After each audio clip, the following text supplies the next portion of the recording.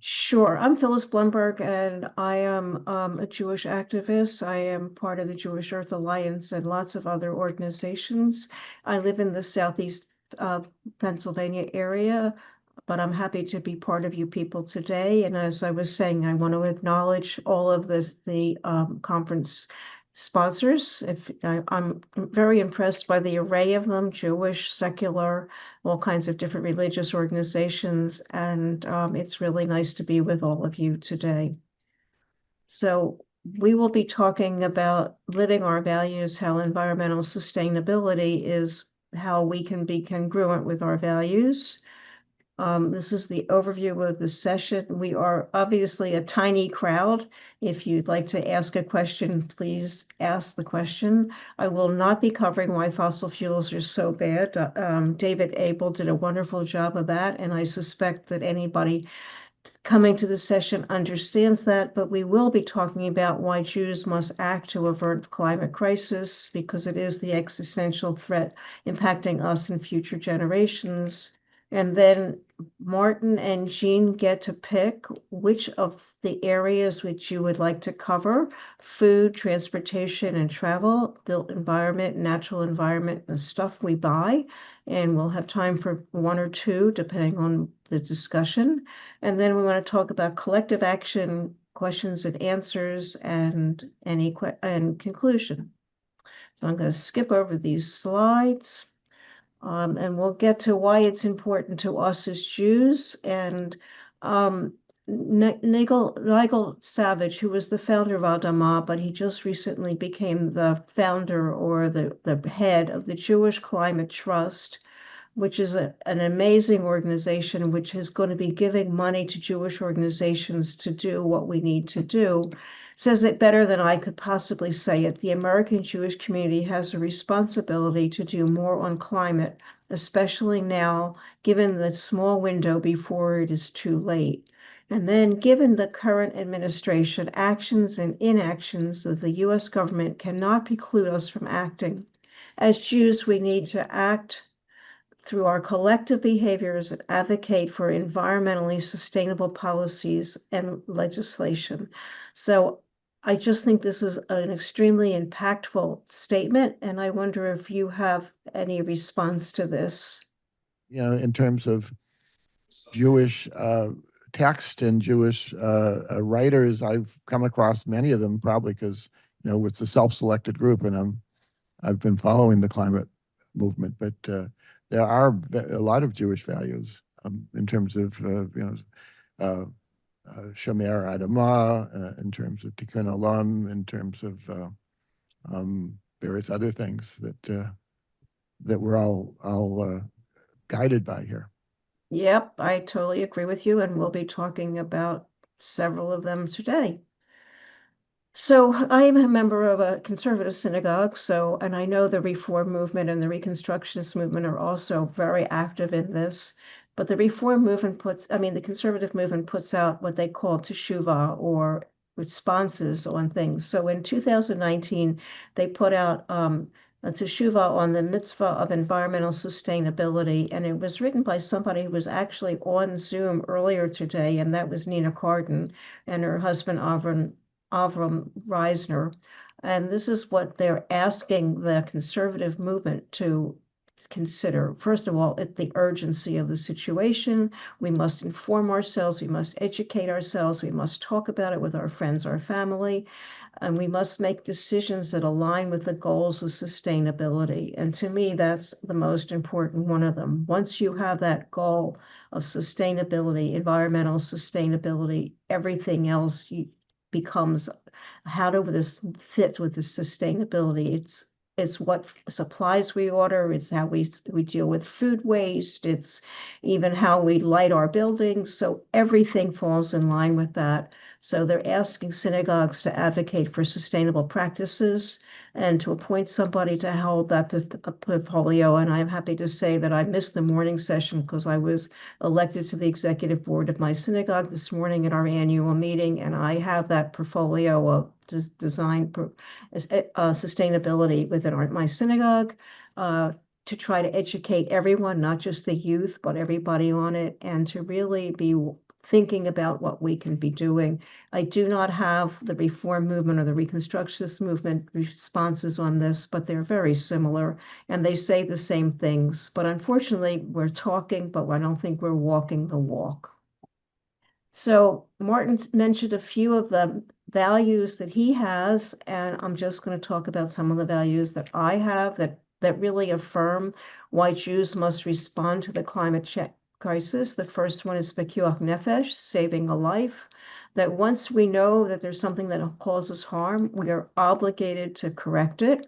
L'dor vador has been something that I have lived all of my life. I now have grandchildren, so I got it from my parents. Hope I gave it to my children, and I'm now trying to give it to the next generation of grandchildren, that we want to make the world a better place. Tikkun olam is the one that everybody thinks about when you're trying to repair the world. When we find out there's something wrong, we try to make it better. Bal tashchit is do not waste or do not destroy. Take only what you need to that you'll be using. So that means on the buffet table, don't put out so much. If you're expecting 50 people, don't put out for food for 100, because a lot of it will be wasted. And then the last one, which is what Nina Carton really stresses, and she's written a beautiful book about this, is called Yeshuvah Shel Olam, Preserving a Habitable World. And her book is called Enoughness, Understanding to Living a Habitable World. It's a very, very readable book. So I should go back and say, any of these that you particularly like, I want to ask a question about, or any others that you would like to talk about? Well, like you said, they're all intertwined. And it's wonderful that that's, a mainstay in your life, and being a grandmother. And I don't belong to a temple, but I'm, you know, follow, Jewish values, and especially around protecting the earth, and trying to make positive changes in my own family. But I guess the Baal Tashit, do not destroy or waste, I guess, is very interesting, because that's something I feel like I will have to be much more conscious of, in everything that, like, I touch or purchase, or just in my daily life, to have it make sense. I think And about. it's so much against what the American culture is all about. Right. American society is built on commercialism. Yeah. How do we define what how we're succeeding is, how many jobs we have, how much money we spend, that type of stuff. So, I mean, you're really fighting against a huge American tide. Yeah. And I feel like there's little in comparison to people that do much more sustainability and with their life. I try to do things in my family, and to sort of like protect the environment, but also feel like it's so overwhelming that you don't have as many choices, especially, I guess, around making purchases of food and things that you need for your home or household. And um yeah, so I hope to sort of like move forward in that, because I feel like the bigger picture is, yeah, the future and the outcomes of what's being destroyed right now. And you know but I just That, feel like I'm one little minuscule person, and well, that's why you're here, because yeah. that's what we're going to be talking about. So I appreciate you being so honest. Thanks. Bill, do you have any reflections? Martin mentioned Shomer Adamah, which, I think right out of the first couple of chapters of Genesis, to Mhm. guard and tend. Um, Humans have a special, we've been given a special place, and we have to care for the other creatures on the planet because we have so much power given to us. And so I think that's also an important value that for me affirms why we need to respond. Okay. So I'm And, going to change topics a little bit, and this is where we're going to talk about what you want to talk about. The average American carbon emissions come from only 5 things. The largest is transportation. 28% of our carbon emissions comes from transportation. That's all kinds of transportation, from individual driving to commercial transportation, deliveries, that type of stuff. The stuff we buy under stuff we buy, I didn't include food because that's another category, that's 14%, but the stuff we buy is 26%. That's our electronics, that's our clothing, that's how we get things delivered to us. So like plastics can also be included in that. Home heating and cooling is 17%. And appliances and other home use is 15%. And as I said, food is 14%. Although this comes from the Union of Concerned Sciences 2012, I've been checking since then.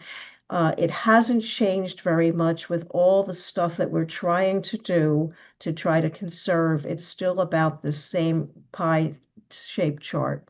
So what I want to ask you now is, given what we just talked about, all 3 of you can vote, and hopefully we'll have a consensus. Which area would you like to talk about? The built environment, that would include energy conservation, energy efficiency, both in your home, or in buildings, HVAC, appliances, food, production, marketing, preparation, consumption, and waste. The natural environment would include open spaces, parks, forests, yards, and farms. The stuff we buy includes clothing and electronics, and transportation and travel is anything that you or all of us do collectively. And as you choose that, think about how you might relate this to the Jewish values that we just were talking about. So what would you like to do? I'll start with Martin because he's our host. Oh my gosh. It's a tough one. Yeah. They're obviously all important, and I don't know, maybe I should think of where my weak spot is, but I'll go the opposite route and pick where I've actually spent most of my energy, or more of my energy, which is on protecting open space. I'm in the protecting. So you're voting for protecting open spaces. Yeah. Oh, I can talk more about it later, but yeah. Okay. Jean? I guess I want to talk about but I mean I like the open spaces, but I guess mine would be more about food. Okay. Yep. And Bill?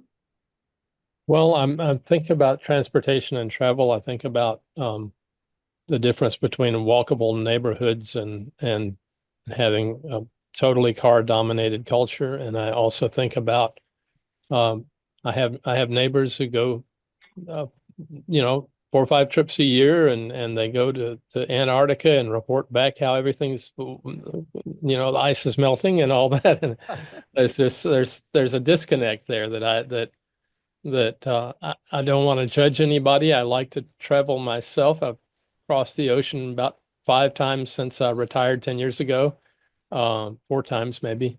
But it's something that I don't know quite how to talk to other Okay. people about.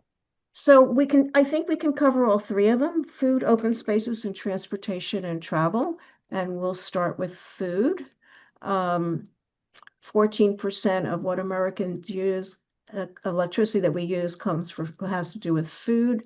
But this is such an appalling statistic to me. 1/3 of the food that we produce gets wasted. Some of it gets wasted before it even reaches the stores. An awful lot's wasted by the businesses who are packaging it like it's bruised, or it doesn't get to the store quickly enough.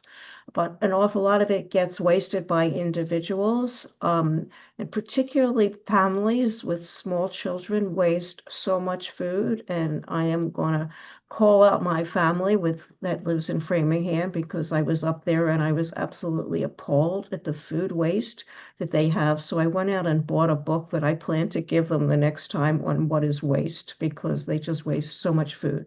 So only buy what you're going to use, and then planning menus, freezing for later, serve for the number of people expected. And the other one that I would like to add here is serve for the type of people you're expecting. So if I'm having a crowd of people, let's say this is a personal meal that I'm inviting people to, and I have 6 women and 3 men, and the women are small women, I know they're not going to eat as much as the men do. So I usually plan that the man will eat a little bit more than the women, but I don't have to plan for a lot. So really the portion sizes and how much we put out. And what I learned by reading Richie's book, who was a great book called Not the End of the World, talks about buying locally is important, but it's not as important as growing where the conditions are optimal for growth.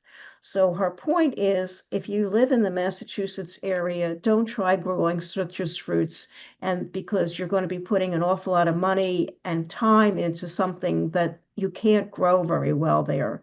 But in the Massachusetts area, you can be growing other things that will grow beautifully. Lettuce grows well there, tomatoes, etc. And I thought that was a really good book, because people often say, well, there was this whole controversy, I remember, about 10 years ago. Is it right for me to buy a citrus fruit that was grown, or a banana, let's say, citrus fruit that was grown in Texas when I live in the north, or a banana that was grown in Costa Rica? And Richie's point is it costs less, very much less, to transport food from where it was grown optimally than it would be for you to say, well, I'm never going to eat that banana again, or that citrus fruit, or to try to grow it in your own backyard. So grow it your own if it grows well there. And so that's, I thought, a very interesting point that I hadn't considered. This chart really talks about the kind of food choices that you want to make for yourself. So you want to buy locally, but you also want to think about buying the kind of food. So the more that you can buy locally, and that you can buy from small farmers, from local business people, as opposed to buying from agribusiness. Agribusiness controls so much of what Americans eat. So beef is absolutely the worst in terms of carbon footprint. This is a 4-ounce serving, and then there's 3: the beef, lamb, and cheese. You've got pork, shrimp, and poultry, and yogurt being okay. And then we've got all of these that are in the green zone. So if you can go more in toward eggs, that plant-based meats, certified sustainable fish, plant-based cheeses, mollusks like clams and mussels, plant-based chicken, rice, beans and lentils, and vegetables in general, your carbon footprint is much, much lower. So I myself became a vegetarian, but what I always call a Jewish vegetarian. I ate dairy products and I ate fish when I went to college, but it wasn't until I saw this chart that I said, well, maybe I really need to redistribute it. Maybe I really need to think about what I'm doing. So I want to know, have you seen this chart before, and how do you react to it? Yeah, I've seen it a lot because mainly because of my wife, who was one of the organizers of this conference, and she's a very strict vegetarian, and actually did it because she didn't like harming the animals, but then learned about the environmental aspects of it. And she's actually collected all of these statistics, and it actually, according to what she's come up with, it's a lot. It's even more extreme, because if you add all the things peripheral to raising cattle and lambs and so forth, she has some, I think, reputable statistics that animal agriculture is more carbon harmful than transportation, which is a bit more extreme than the statistics you gave earlier, I think, using a broader definition. If you could provide me with that, I would love to incorporate this into I'd love to. my Yeah, own teachings. Thank you. you can I guess, yeah, I can find out your address from the organizers. Yeah. And the thing about meat, and a lot of people we know are not vegetarians, and certainly not strict vegetarians, but just reducing meat consumption Right. is extremely effective as well. It sure is. I mean, a friend of mine who considers himself a vegetarian except Rosh Hashanah, he says he can't go for Rosh Hashanah without a brisket. Well, if you're going to eat turkey on Thanksgiving and if you're going to eat brisket on Rosh Hashanah and Passover, that's such a tiny percentage of your whole diet. So, I think that that's perfectly acceptable and wonderful, in fact. So another thing to consider as you consider how you eat, this is a stylized map of America of how we use our land, and that huge block in the center of the country, which is cows and pastures and range, is obviously all about beef and how much it takes land, water, resources for beef to be eaten. And then, some of the other things that we think about are pretty small. I love the tiny little square above Florida, which is Christmas trees. I mean, like people talk, I remember, the whole rage about, and this is not the right audience to talk about this too, but buy an artificial Christmas tree or a real or a natural Christmas tree. Like, well, when you think about it this way, it really doesn't matter much.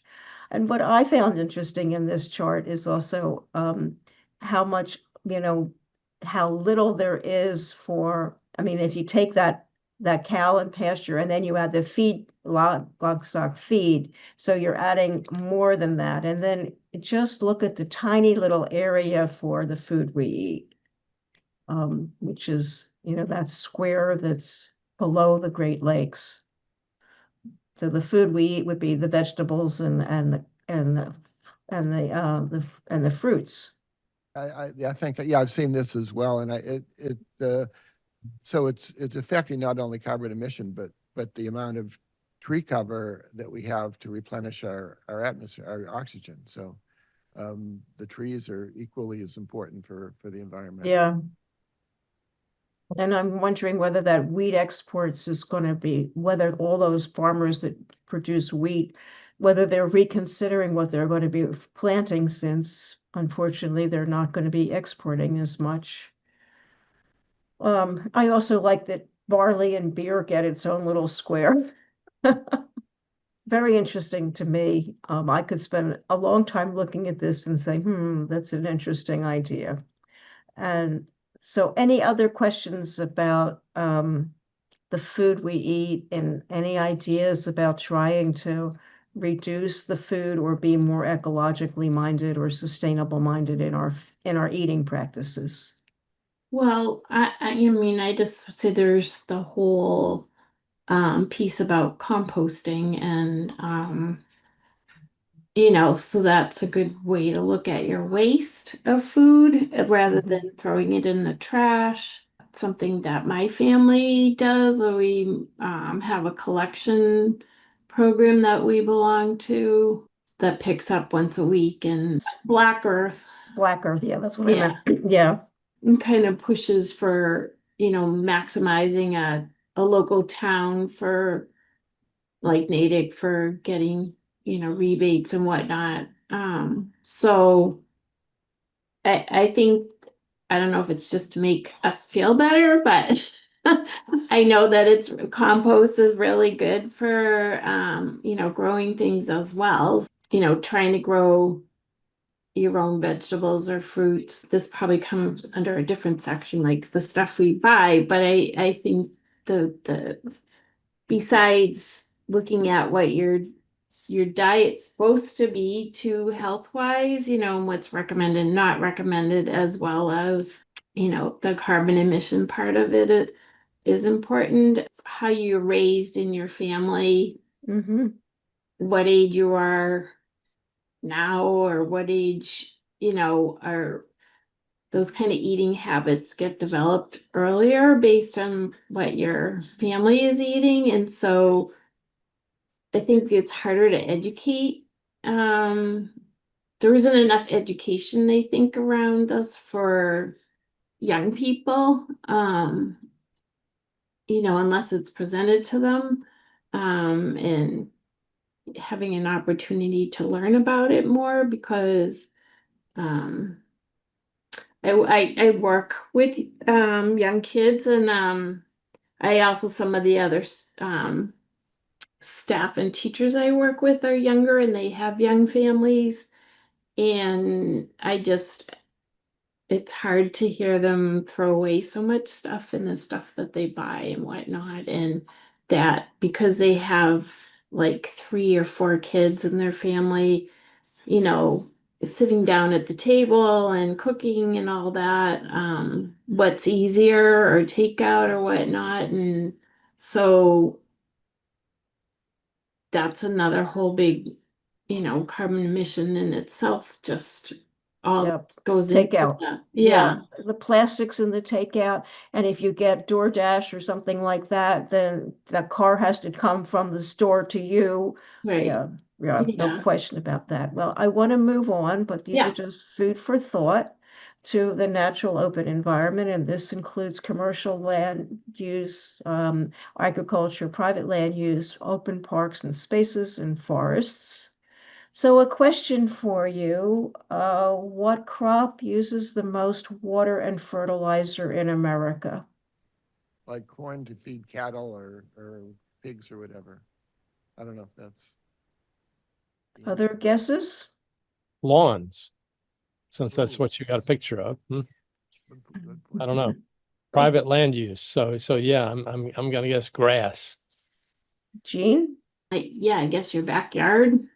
Well, the answer is correct. It is our grass. Our grass uses the most water and it uses the most fertilizer of all the crops, which is amazing. I mean, places where we shouldn't even have lawns because it's desert, we have lawns. And we should be going back to natural, what grows there, and think it's pretty. Um, I don't know whether where you live, there's any push for not using gas-powered leaf blowers and gas-powered lawnmowers, but they are incredibly huge polluters. They have an engine like the 1954 car engines that creates such a huge amount of pollution that it's like driving a 1954 car 1,000 miles is what it is like to clean off the lawns. And I have seen, I mean, to me, this is like using, an enormous the guy was actually riding a leaf blower, not a lawnmower, but a leaf blower. He was riding it around a suburban lawn. It was about an acre-sized lawn, and he was riding around that. And this wasn't even fall. This was late. This was late winter, and he was riding around. So we really need to be doing that. My township is pushing really hard to get the leaf blowers to be banned, the gas-powered leaf blowers. And the main reason that most people want to ban it is because of the noise. They don't realize how much it's polluting. So we're really pushing that hard. So, plant native pollinator plants that grow on the property, that grow in your area well, and leave the leaves on the ground, push it into your feather, your bushes and in your flower beds. Little animals will live there all winter long, and it will be helping you to fertilize your lawn. So now we can talk about commercial agriculture.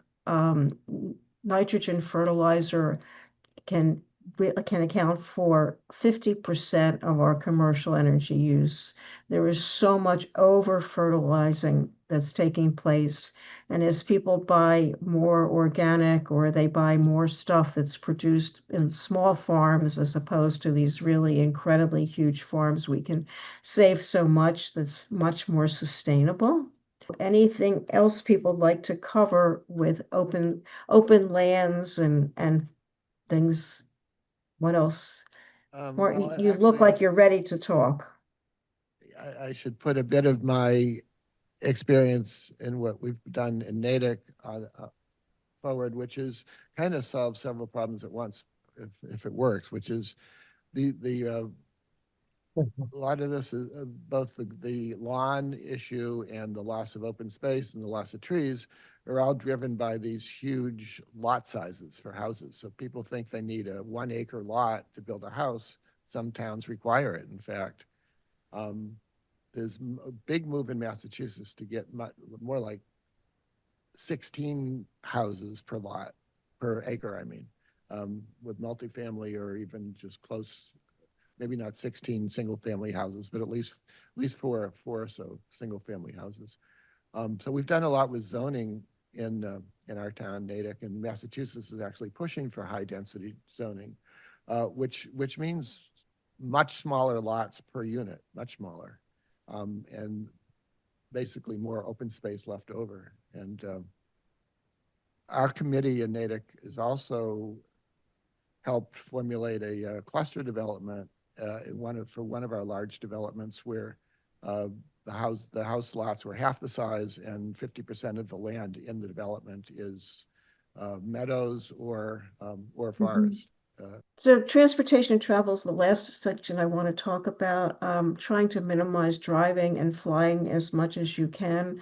I used to live in a house that had solar panels and geothermal heating and air conditioning, and I went the whole 9 yards. And now I live in an apartment building, and I said to myself, well, I live in a very walkable neighborhood. That's why I decided to live here. But now I walk everywhere I go. So people see me walking all the time. And I think, considering walking, it really shows people it's a way of living your values if you walk everywhere. And people know me for walking because I actually wear a big straw hat with a real wide brim, which gets a lot of attention because it's a pretty hat, but people recognize how much I walk. So you might want to check the walkability of your neighborhood. So I say, if you can, consider setting a criteria for when can I drive, how much do I, like if you're getting groceries, obviously it's much more convenient to drive than to walk it. But some people even take their bikes with groceries. But if it's a half mile or mile, what are you comfortable with? And everybody has their own criteria and their own radius for how far they're willing to walk. Minimize driving by carpooling. One thing that always bugs me, my synagogue, often there's 2 cars parked in the parking lot from our couple because he comes later than she comes, or she wants to leave early or whatever. And therefore they come from the same house and they go back to the same house, but there's 2 cars. And they live 3 miles away from the synagogue or something like that. So that's another way. Carpooling is just not something that adults ever want to do, but carpooling makes a lot of sense. Now, flying is the one that we probably should be thinking about the most. Aviation is responsible for 3.5% of all climate change. It's not just the flying itself, but it's the contrails. That's the picture. Those are the contrails that come off the plane. There's a lot of water vapor, sulfur, other gases, there's soot, and etc. So suggestions might be that by skipping one long distance trip a year, you can save or avoid 2.8 tons of carbon emissions. So, think about whether or not should you take a train there, can you drive there? Taking a train is obviously the best, especially an electric train because it doesn't consume carbon dioxide. But would you cut out one long distance airplane trip a year? And if you are going to be flying, try to take a direct flight. There's less carbon impact because you're not having to come down and up, which is where most of the carbon is burned. And then, minimize driving, as I said, public transportation. That's the local train service in Philadelphia area in the picture there. Combine errands. Most of your car emissions comes from the first 2 to 3 miles when you're driving with your engine is cold. Consider getting an electric bike or an electric car. I've had an electric car now for 5.5 years. I love it. So other things to consider about driving, flying, and Bill said he has a next door neighbor who loves to fly. and he takes all these trips. So how do we talk to our friends, our neighbors who are constantly flying? I have cousins that do an awful lot of travel, and one of my cousins said to me, Bill knows me, and he knows how much I put what he considers to be too much propaganda junk and on the bottom of my signature thing, but it gets people's attention. And one of my cousins said, "You make me feel guilty every time I read your stuff." I was like, okay, what's the next step? They're not changing their ways, they're just feeling guilty about it. I have a comment uh, about air travel versus driving. We go to Chicago once a year to visit my wife's family, and we had this discussion like, what should we drive? Should we fly? Blah blah blah. And it actually, I did research, and it depends on how many people we're talking about. Because if Yep. you have one person, it actually, according to what I found, it's better to fly than to take a car. Obviously, it's better to take a bus or a train, but if you're going to use one or the other, the car is very, very inefficient for one person. But if you have a family of 5 people, the car is much better than flying, because otherwise you're taking 5 seats on the airplane. Mm-hmm. That's a really well-informed way of putting it. I don't have the nerve or whatever to criticize my neighbor's travel habits. But one of the things I notice is that it's the favorite conversation opener. Well, what trips do you have planned? You know, Mm-hmm, mm-hmm. and among our certain economic stratum, that's and I usually, well, don't really have anything planned right now. You know, might Mm-hmm.